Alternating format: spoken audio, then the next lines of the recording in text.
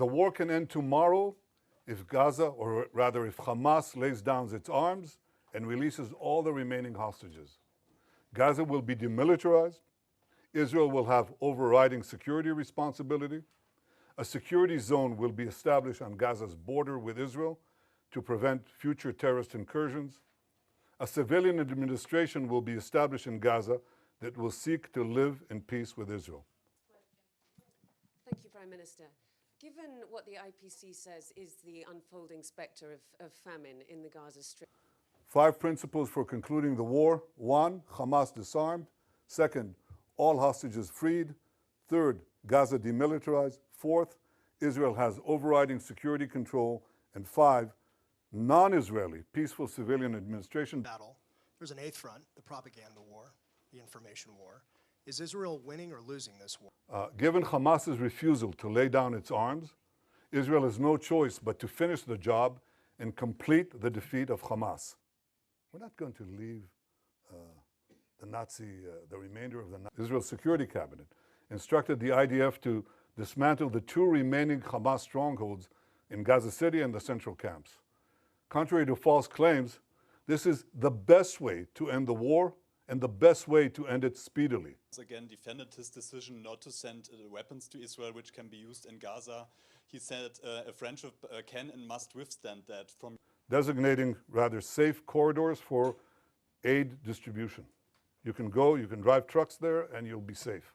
2nd, increasing the number of safe distribution points managed by the Gazan humanitarian foundations. And 3, airdrops. That's airdrops done by the Israeli Air Force, and we're inviting others to join us. And not the Palestinian Authority.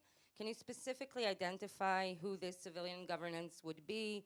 Do you have any concrete entities? Or how to get the remaining hostages alive as we close in on Hamas. And there are various ways that I think, creative ways that this can be done, but again, I won't go into that now.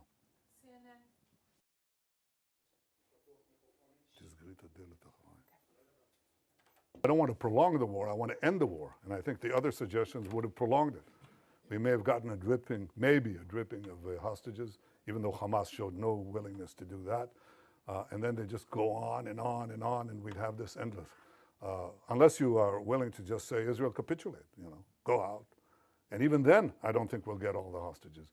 And if we capitulate, it means that Hamas will rearm, regroup, and carry out all the threats that it openly professes every day, by the way. Every day they say, we're going to do the October 7th massacre again and again. Yatar David, look at his hand, at his arm. Look, I respect Friedrich Merz. I think he's been a good friend of Israel, but I think he's buckled under.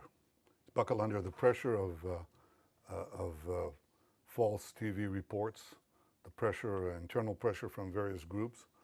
Expansion of the new offensive, and if you can give us a few more details about how you're going to provide about this humanitarian surge and how... In fact, we have decided, and I've ordered, directed the military to bring in foreign journalists, more foreign journalists, a lot. There's a problem of assuring security, but I think it can be done in a way that is responsible and careful to preserve your own safety. So the directive has been since, when is it? 2 days ago.